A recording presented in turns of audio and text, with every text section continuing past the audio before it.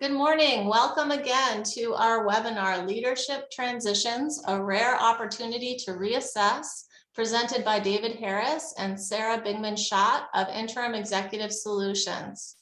Welcome, David and Sarah. Thanks so much, Katie. And we are really pleased to be here. And thank you all for spending some time with us. Hopefully you'll find this to be a very productive hour. Yes, if at any time, as Katie said, you have questions, please do put them into the chat and we will try to address them as we go along and make this as interactive as a webinar can be. The first thing we want to do, though, is to learn a little bit about you. And so I'm going to just put up a very brief poll. Is the poll up now? Let me relaunch it. Here we go. All right. So if you could just very briefly give us an idea of your role in nonprofits, we'll have an idea of who we're talking to.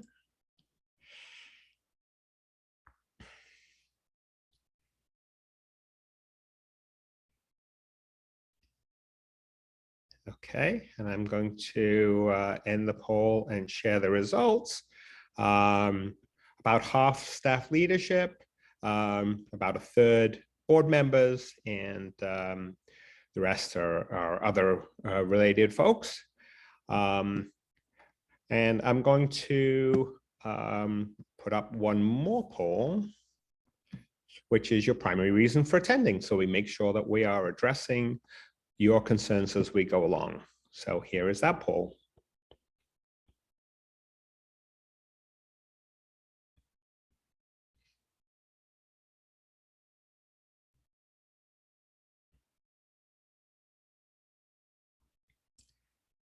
And that's just about everybody. Let me just end the poll and share the results of that. And almost half are in the midst of a leadership transition, or between that and planning a leadership transition, that's the vast majority, which sounds like you're in the right place. So I will stop sharing that. If you need to clear that from your screen, you can close out the poll results on your own screen and you will no longer have that in your way.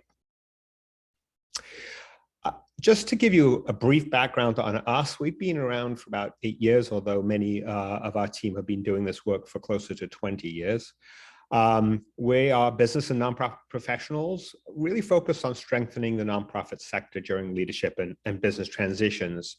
So we do some board consulting work. We do interim leadership is the vast majority of what we do. And we also do mentoring and capacity building. And we have a team of 4 partners, 2 of us being on this right now, and almost 50 associates who are on the ground doing work in nonprofit organizations throughout New England and New York. Whoops, let me just go back up. So, why is it important to plan this leadership transition? Well, I think the numbers in the poll spoke for themselves that a very significant percentage of nonprofit executives anticipate a move within 5 years. And some of this was done about 4 or 5 years ago, and I think it still holds, maybe is even greater right now. Many have been in position for a long time, although some are a much shorter time frame in the role of leadership. And the estimate was that about 80,000 new senior leaders will be needed each year. But most organizations don't have succession plans, and we'll talk in a little bit about why that is and why it's so challenging to really have internal succession plans in place. The statistic that perhaps I find most interesting and in some ways concerning is that overall in the nonprofit sector, this is a sector where people come because they are really driven by the mission. Employee satisfaction is very low relative to other industries. And we know obviously there's perhaps an issue of pay, but I think there's a lot more to it. And we'll talk a little bit about that and how important that is in thinking about succession. The last couple of years haven't made anything any easier. We know about the great resignation, so it's harder to staff your organizations. We know that culture and operations have really been impacted by not necessarily being able to be together in person, or being together but being restricted as to how things have to be. We, in many of the organizations that we're working with, we haven't even physically met everybody because of some of them being remote for the last couple of years, although that's definitely changing. But it definitely limits interactions and how people feel about their connection to their organization. But finally, I think one of the real challenges is that because there's so many new leaders needed, and because many people who had put off retirement or transitions to get their organization through COVID are now ready to move on, there's competition for new leaders. So search firms are having a hard time necessarily finding those people who are ready to take on those organizations. So the better your organization is prepared for a new leader, the more likely they are to attract a really talented person. So what can you as EDs and board members do? And before we talk about the transition piece of it and preparing for that, I think it's worth spending a couple of minutes really on strategies to retain and develop both the senior staff, but also the everyday staff, because that is the lifeblood of making the work that you do, having the impact that you do, reality. So some strategies to retain key staff.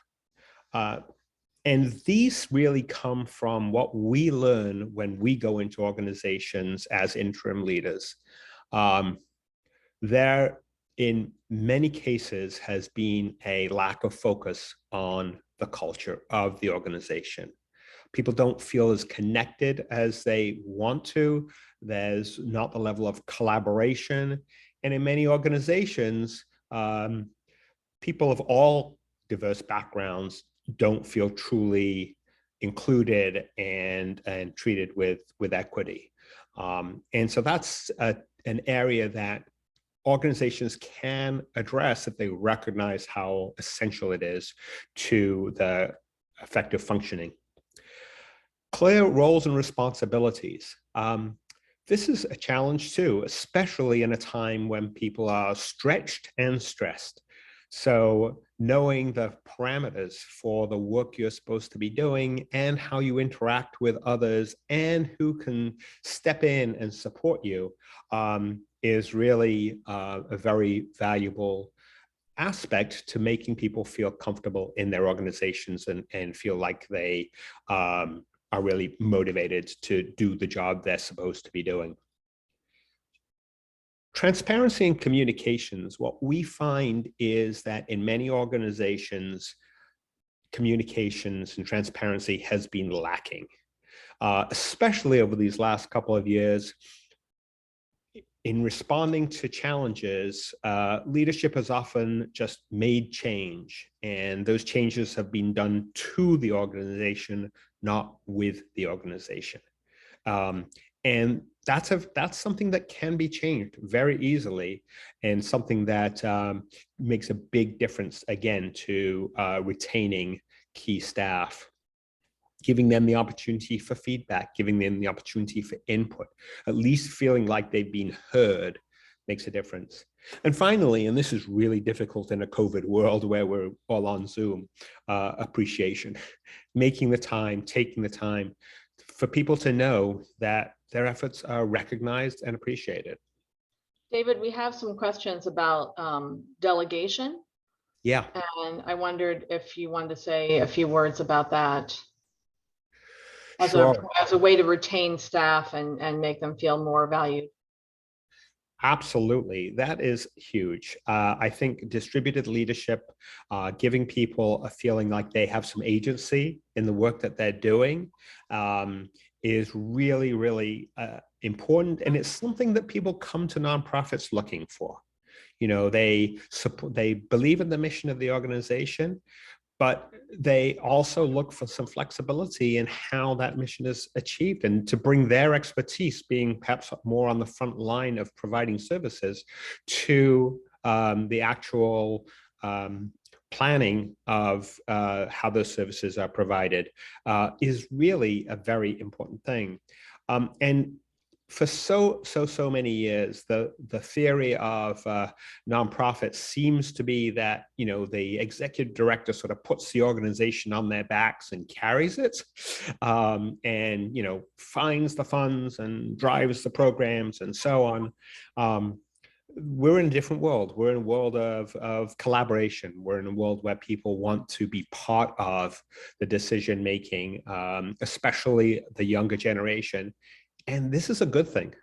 And so delegating and engaging them in the process is really, really a valuable piece, not only for retaining staff, but actually for getting better ideas and figuring out better strategies.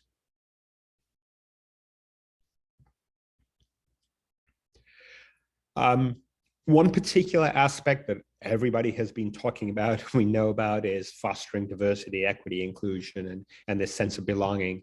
And some of the very fundamental strategies that can make a difference in that realm are providing professional development, giving everybody the opportunity to build the skills they need to in order to be as successful as they can in an organization. Providing these leadership opportunities, as we were just talking about with delegation, constituting diverse hiring teams so that people are really,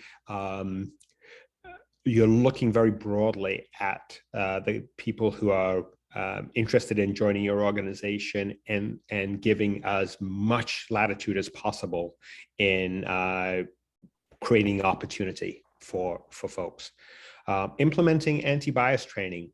Nobody is consciously biased, but many of us are unconsciously biased. And anti-bias training does make a difference. And really establishing allies and allyship.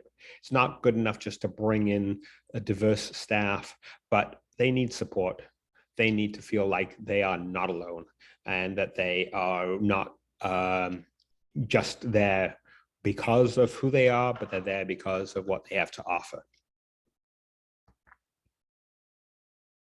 So that's, maybe I'll just stop for 1 second and check with you, Sarah, if there's anything else that came up as it relates to retaining and developing staff before I move on to how you actually plan for turnover and transitions. No, just one question about training when you're promoted into a position without the experience and without having created the alliances that went before you.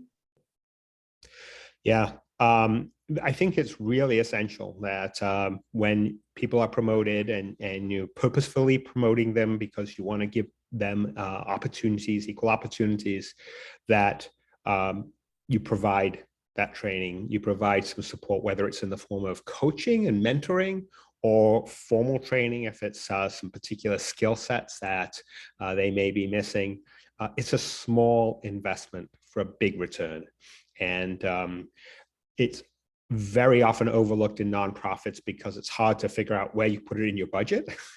But if you don't put it in your budget, then you're going to invest tremendously in bringing new people in and wonder why they don't succeed.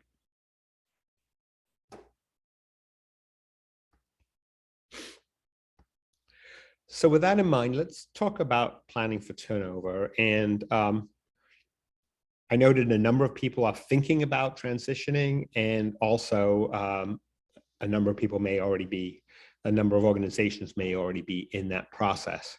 So there is a real value in every organization to the degree you have the time and resources to do it. And even if you don't, it's even more important to contemplate change. What happens if key people are out? Who's going to cover? Who might be cross-trained into the functions that they do, so that the organization doesn't experience a gap, a hiccup. So you need that in the short term with most key positions in an organization, but there is going to be inevitable organizational turnover. And so the longer term planning for turnover at the leadership level especially is really important. And it requires these things.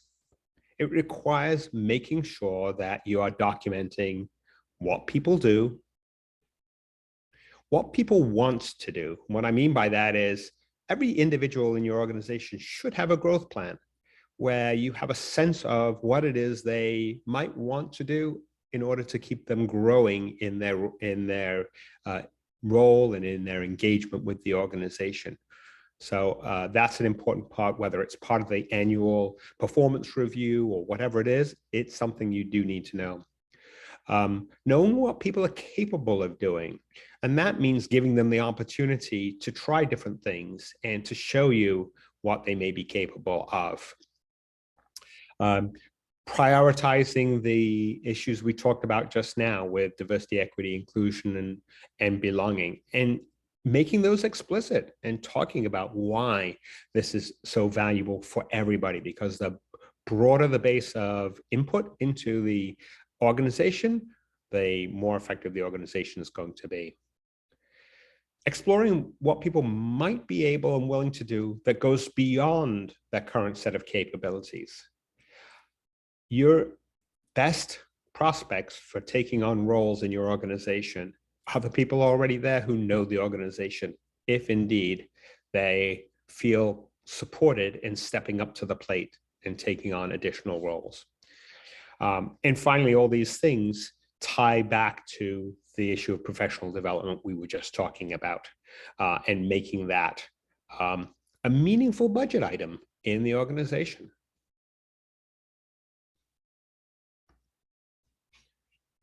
The bottom line really is that what is often contemplated or called succession planning is fundamentally capacity building. It's what allows your organization to grow.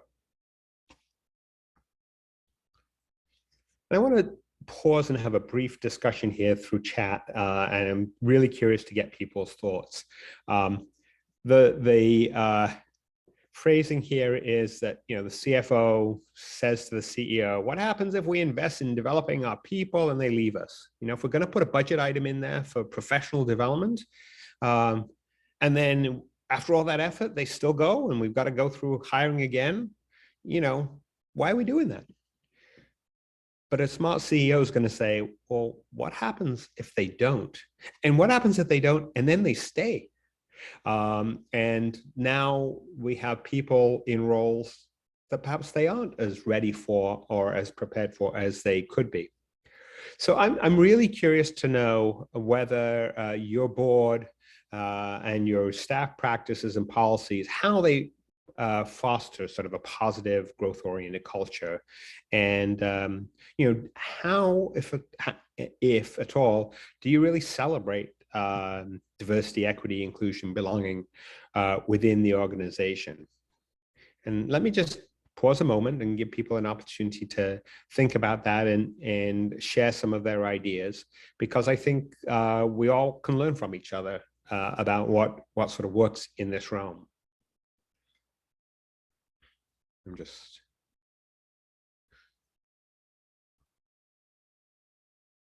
Anybody willing to share?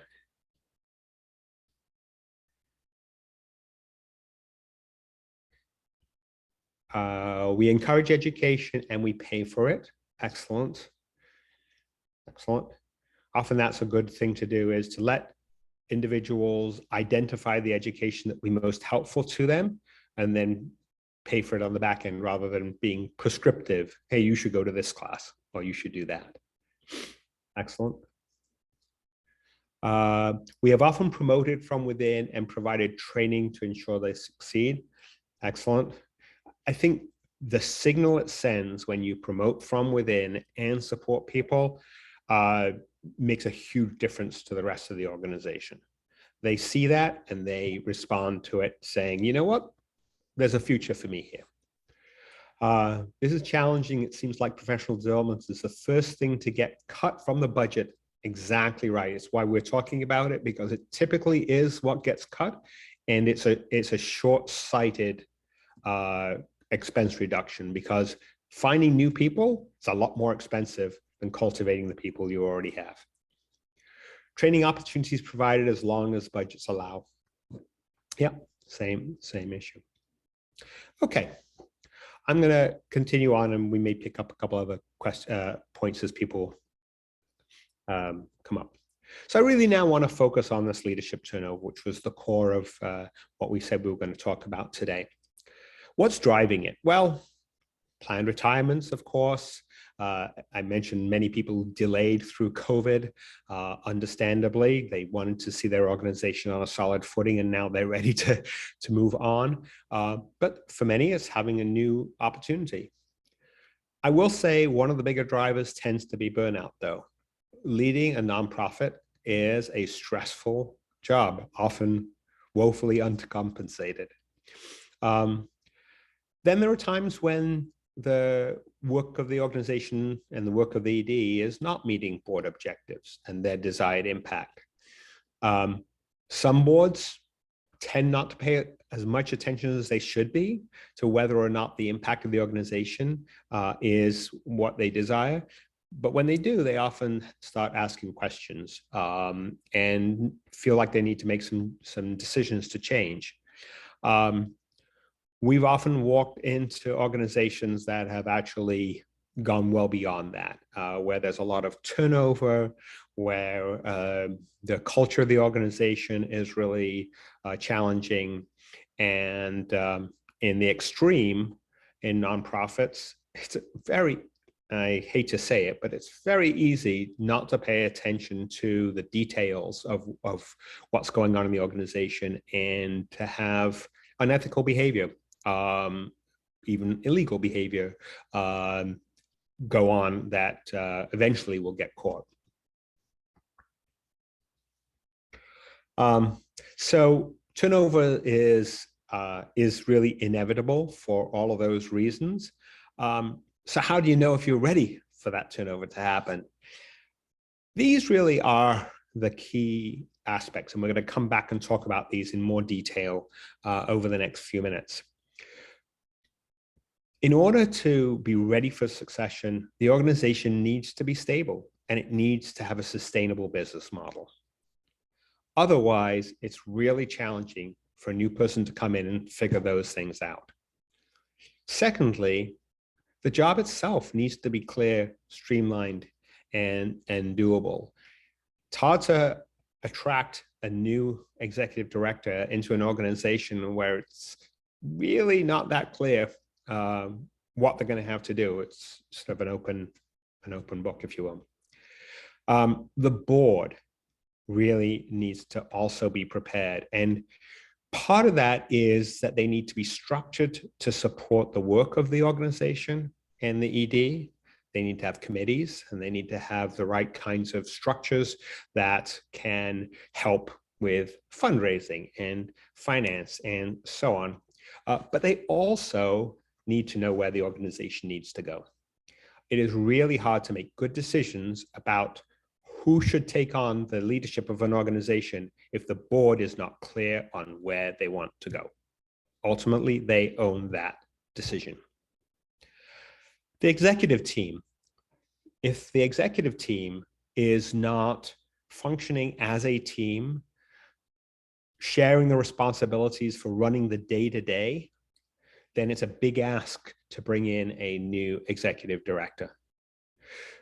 So this is an area where oftentimes if the executive director has not been a great delegator, the team itself is not really in a position where they can be as effective in supporting the new ED as they should be. And finally, if it's a planned departure, that they're not just knowing when they're going to leave, but they're ready professionally and personally so that they can really be a supporter of a transition and a cheerleader for the transition. And that's not always easy to achieve.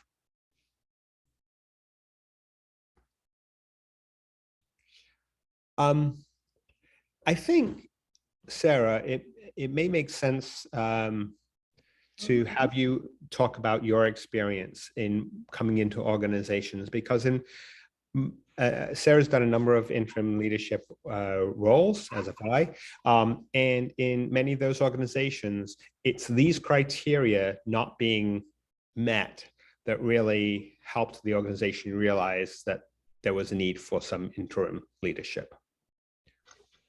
Right. So, you know, I have found that one of the things that I do when I go into a new organization is I interview as many of the individuals as I can to find out what their interests are and what turns them on, so that I can also try to encourage retention of each of these individuals. And find out any problems that they're having. It's a full share, like let me know what the pluses are, the minuses.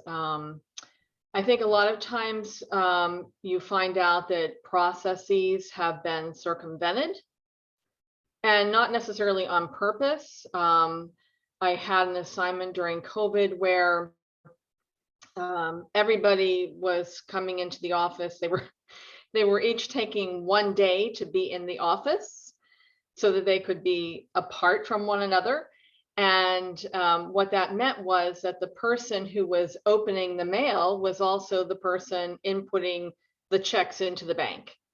And the process clearly stated that somebody else, even if it was the ED, had to open the mail so that the person inputting the checks couldn't abscond with the money. Now, nothing bad was happening. Everybody there was so dedicated and on board, but we had to ensure that, even if it meant that there were a couple days lag time in getting a check deposited, that, we would change the process so that whoever was in could open the mail, and then the other person could actually put the checks into the bank. So some very simple things like that. I think also, when it's much easier when the ED has come to closure, and it can be much more difficult if there is a sudden departure, or somebody who wants to hang on and has, not been managing the work. That makes it very complicated. I know we had someone who mentioned in the chat that they had an ED who died, and that makes it very, very, it can be very difficult to have a sudden departure like that, that no one is ready. And so it's, you have to take a step back and you have to review and analyze. Great. I'm going to go back and continue to share, and I'll come back in a couple of minutes, Sarah, and ask some other questions. So a question that often is asked is, why can't we just do internal succession planning? When does, why doesn't that work? It does work when a board has a clear handle on the needs of the organization. Often that depends on the level of transparency and communication with the current EDs, so the board really understands the fundamentals of the organization. When there's adequate time and resources to cultivate future leaders. In an ideal world, you have a couple of folks in your organization who they may not have led, but they have had opportunities to lead in segments, and you can learn from them whether or not they have greater potential. And by the way, hiring really good people is always a good choice if you can. Often people say, well, I can only afford this. Well, you know what? If you can afford something more, it will pay off in spades. When an ED is committed to building capacity, so this comes back to what we were talking about delegating before, responsibilities being distributed so people can prove themselves. When the board has an opportunity to build relationships with the staff leaders, oftentimes all roads lead through an ED, and that makes it difficult for the board to know some of the other people in the organization. And it's not that you want them to reach in and get their fingers dirty in operations, but you do want them to know what the who the key folks in the organization are, and to have those folks know the people on the board and feel that they're being supported. This, to my mind, is perhaps the biggest one. There has to be agreement on the future vision of the organization. How do you know what characteristics you're looking for in the next leader if you don't know where you want that leader to take you? And finally, when the leadership team is in place and is in support. So I'm sure many of you, as contemplating departures, have really thought about how do you ensure the day-to-day operations are being handled by your leadership team. And that's a really important aspect to have in place. Now,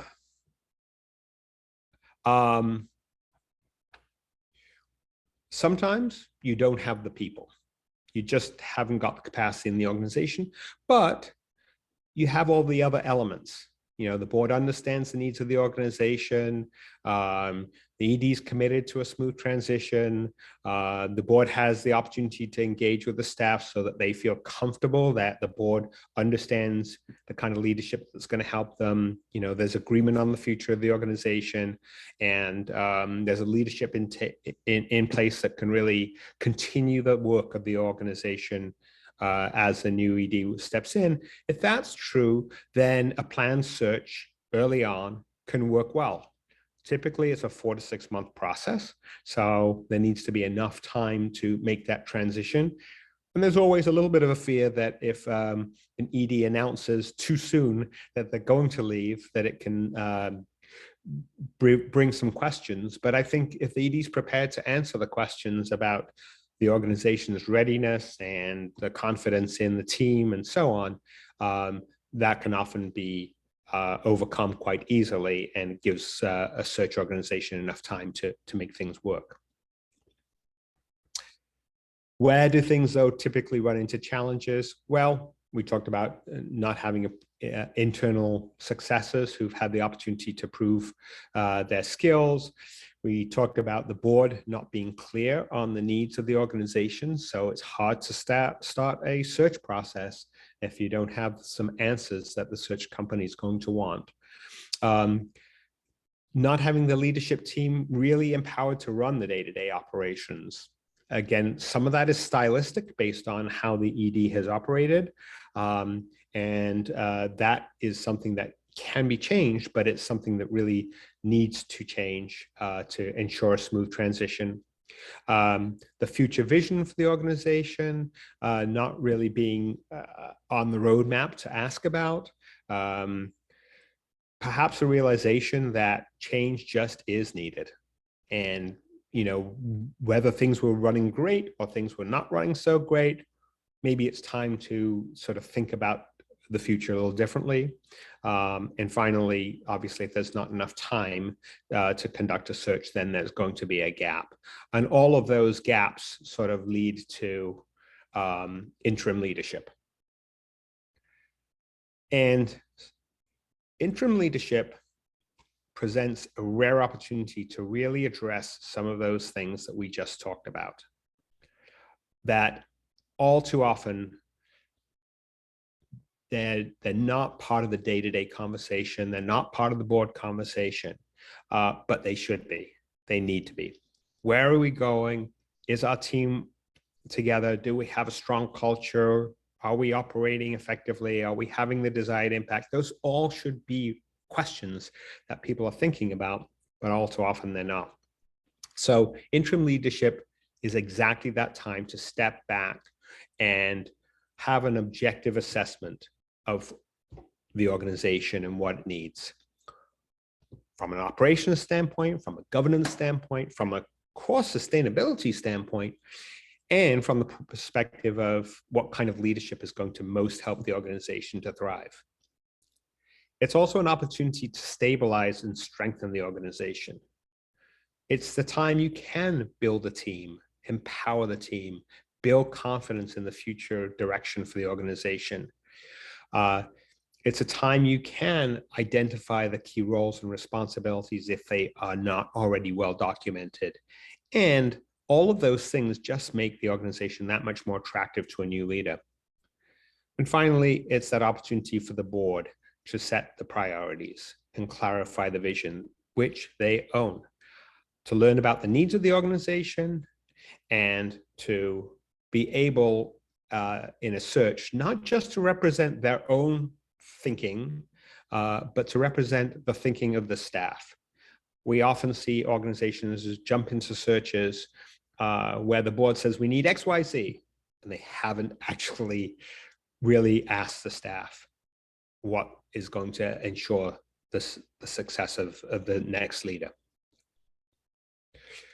So, and I apologize, Sarah, because I sort of jumped the gun a little bit on this, but you know, some of the specific things that you've done, I think, in leading are to address some of these things. So perhaps you can just briefly talk about how an interim leader perhaps can approach things a little differently than a permanent leader would in order to ensure that some of these issues are addressed.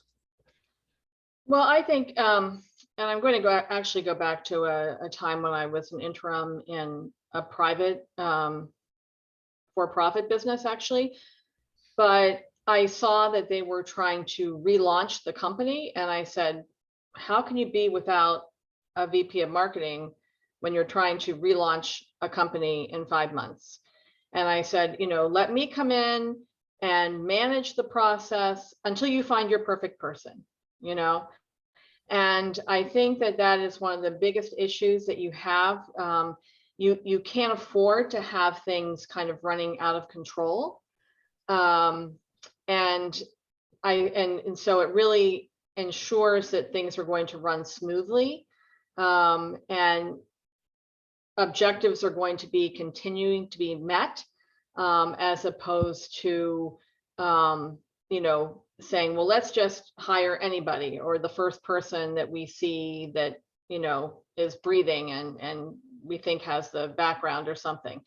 And I think that, you know, the other thing I would say is that boards often don't know all the details, and they shouldn't know all the details of running an organization, but they also don't know where some of the problems are. And sometimes those problems will actually come out, you know, when another person who is unaffiliated with the organization and isn't planning on staying a long time has that ability to speak more frankly to the board. You know, if you are an ED and the board is effectively your boss, you are going to be much more careful, I think, about what you say, or you may be more careful about how you address the board. When you are an interim, you can come in and say, well, I've identified these, you know, problems, X, Y, Z, you know, and they should be addressed, and let's get them cleaned up so that the new person coming on board will have a nice, clear playing field to come into, and it'll make the job much more attractive for anybody coming in. I've had an organization where it was becoming apparent to the former ED as they left that they that there was somebody who wasn't getting the job done. And so I resolved it that we put that person on a performance improvement plan. And, you know, before the new person came, we had to cut with that person. And, you know, while that's not a goal to come in, I also recruited some people back who hadn't liked the former ED. So, and they're still there and they're wonderful. But, you know, it's important that you get rid of some of the problem people so that you have a clean operation. And I remember in that organization in particular, the board chair, before we got rid of this person, said to the new person coming on board, "Are you sure you don't want me to keep this person on board?" And she was like, no, that's fine. You know, it's clear to me the person's not getting the job done. There's no reason for them to hang on. They don't know what's going on. They're not going to provide me any reasonable inputs, you know. So it made the level playing field for her to come in and recruit the people that were going to be helpful on her team. Likewise, one of my roles is to find out who are the key personnel and highlight those new people to the new ED so that they know who, you know, I mean, they're going to develop their own impression of people as they come on board, but I think it's important for them to know who the real keepers are and who the key members of the team are, so that they can have you know, they can start out strong, and they know who is going to be the most, you know, who you have thought is really one of the most important people. So, and that's really important because it's not always apparent. In my last assignment, I was talking and they said, well, I'm surprised who you mentioned because, you know, this other person was actually invited onto the committee to choose me. And I said, yeah, but that was wrong. You know, they do some things well, but, you know, so it's, you know, it's really, I think these are all important things to do. And I think that, you know, I'm also on a board of a nonprofit, and one of the things that kind of keeps me up at night is what happens if something happens to the ED, because we don't have, and the board is kind of reluctant. They feel, and then the ED, by the way, is fantastic and has gotten this organization through the pandemic with flying colors, raised more money, build a bigger organization, you know, all during the pandemic, which is really amazing. But it does worry me because I know that, you know, as a board person who has been through this on the other side, that we don't have a plan in place. And I kind of know what the plan would be, but I probably won't be there if and when something happens to this person. So I do think it's important to have some kind of a plan in place should something happen. And that's still one of my goals for this board that I'm on, is to try to come up with what would be the steps that we would take, you know, should the ED get hit by a bus, right? Because these things can happen. And I'm a strong proponent in, you know, what David mentioned earlier, in having people cross-train. And I noticed somebody mentioned in the chat that they make sure that people step up and are into it like an interim role when they're on vacation, so that that person can truly disconnect.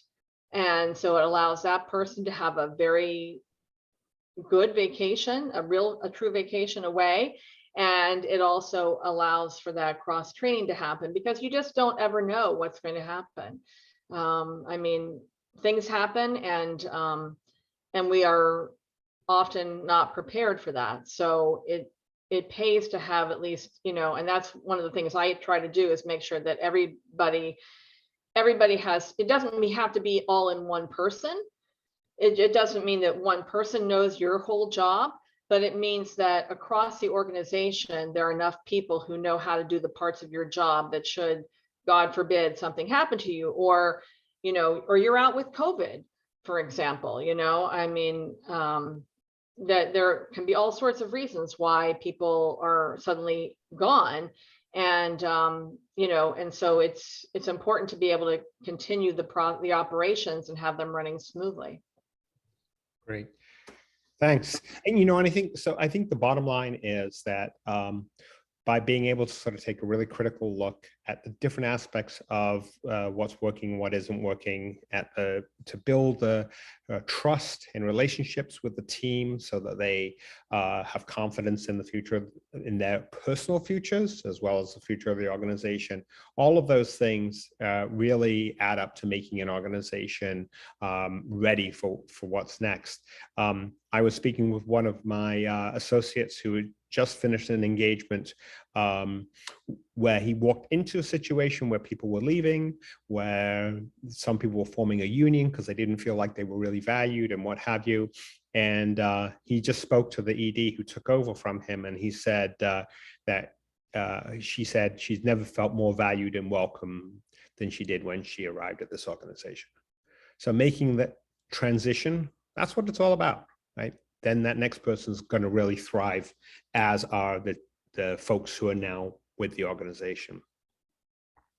There were a couple of questions I noted, and I'll come back to one of them in a moment about internal candidates being interims.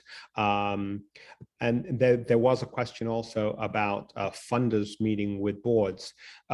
It's not directly related to this, of course, but I happen to be a strong proponent that the board needs to have an active role in relationships with funders, and that EDs should be bringing a board member to at least major funders with them, so that the relationships are as strong as possible. The last thing an organization can afford to lose is its relationship with its funders. So if those all go through one person, that's a high risk situation for any organization. And the more it's distributed, the more you're protected. And the board members can also receive some training so that they understand how they should be addressing that person and what any of the hot buttons are for that particular funder. That's a really important information for you to have and to share with the board before they meet. Great. So now let's talk about interim leadership options. So in some organizations, a board member steps in and says, I'll sort of keep the seat warm.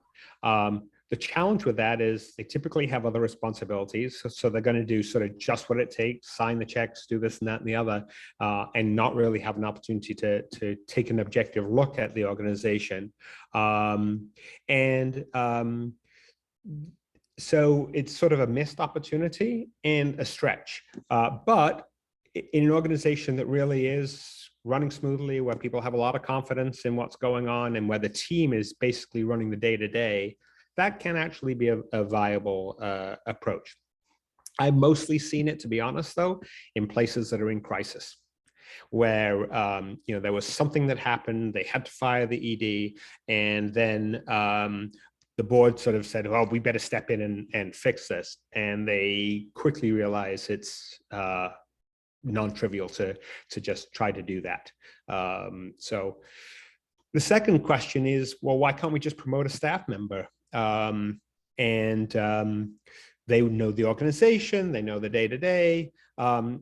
Typically, though, what you're doing is asking somebody to do two jobs. You're asking them to do the job they were doing and the new job, because you usually don't backfill that role. And then here's this question. If they are a candidate for the ED position, is it a way to see what they can do? Yes, but what if you decide that they aren't the right person? Or what if you do a search and they're included in the search, but they're not the person who ends up getting the job? The probability is that person's not going to stay.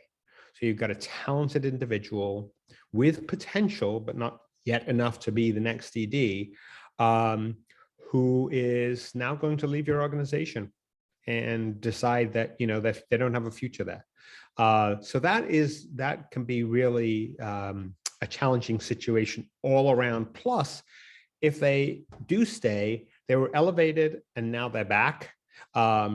It takes a special kind of person to be comfortable with that. And I have seen it happen. I do know one person who took on a role temporarily while the ED was on leave. And it was all planned. And she knew, I'm going back to this role afterwards. I'm perfectly fine with that. But it is the exception, not the rule, that actually works.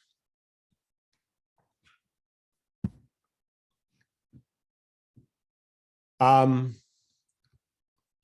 think I've already dealt with this, so. Oops.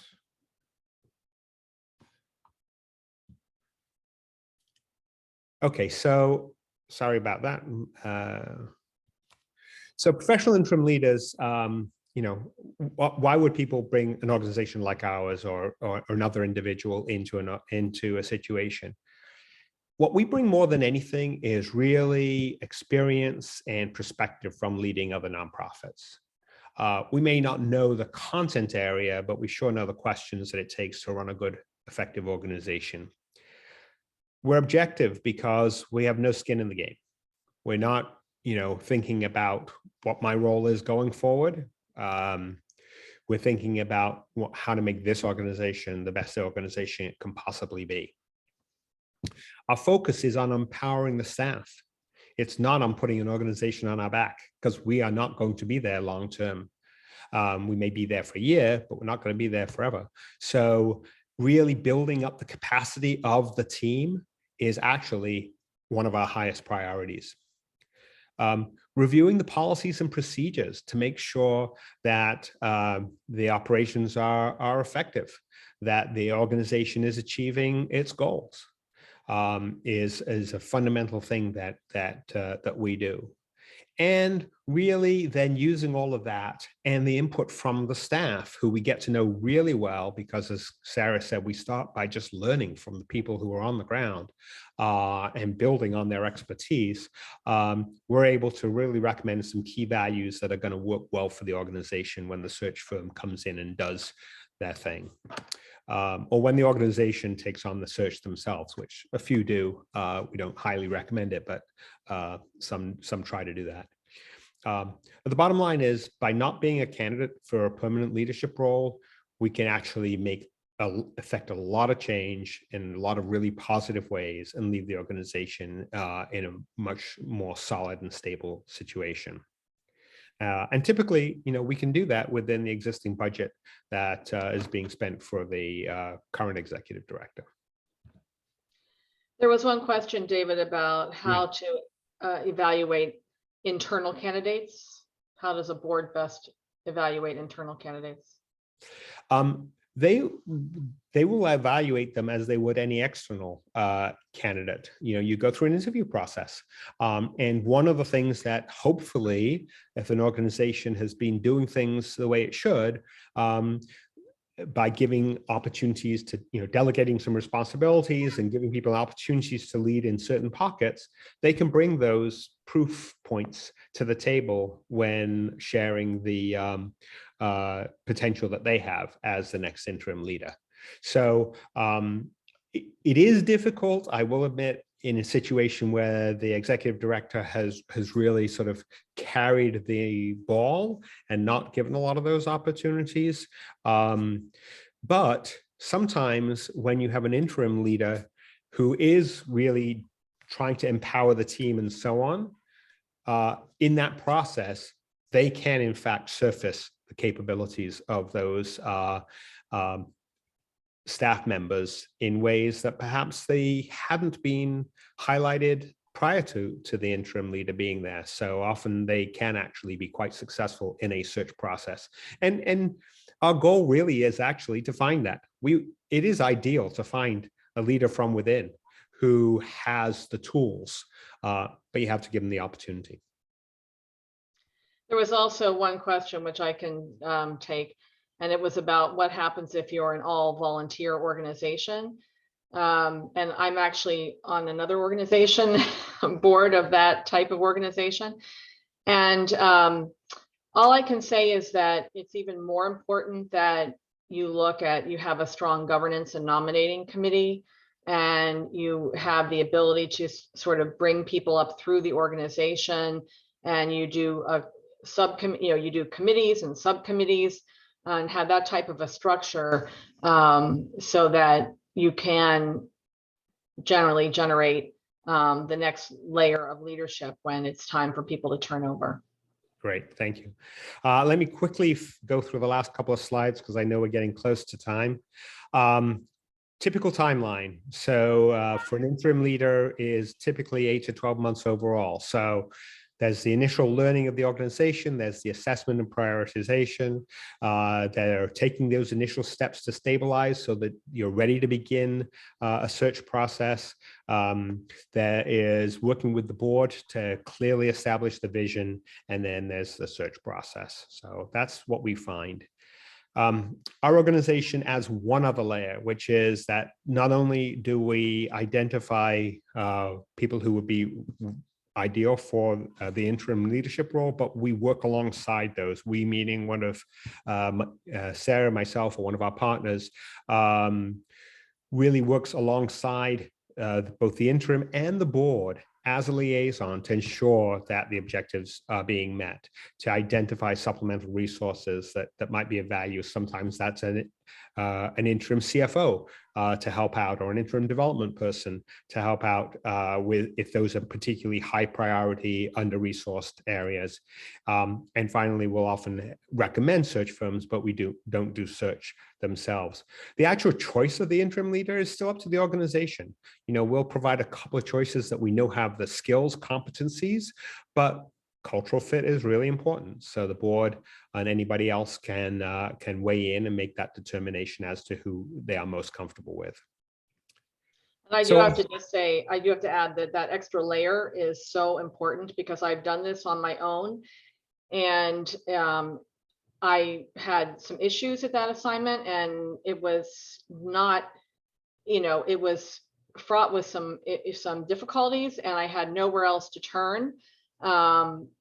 And so it really is a wonderful layer to have a partner liaison who you can talk to. And, sometimes, David will send out emails to folks and say, Jane Smith has this particular issue. I know you've dealt with this before. Could you reach out to Jane and have a discussion about that? So that's really very helpful. Yeah. I would recommend an interim, let's say. So I think that's sort of concludes what we wanted to share. We are always open to having a conversation with organizations that are thinking about these issues. It costs nothing to pick up the phone or to send us an email and set up a time to talk about these things. We care about the nonprofits making the most of this and coming out on the other side stronger for it, and are happy to help in any way that we can. And Katie, thanks again so much for the opportunity to talk to your folks and to share this information with them. Thank you so much, David. Thank you, Sarah, for your time. This is really valuable information. I think a lot of our members are in this boat or maybe soon. So thanks for all this valuable advice. Everybody take note of email addresses here for David and Sarah. I'll do a follow-up email with a link to the recording, with the presentation, with their email addresses, and also with an article that David wanted to share with you all. Everybody, thank you for sharing your lunch with us, and we look forward to seeing you on a future webinar. Thanks again.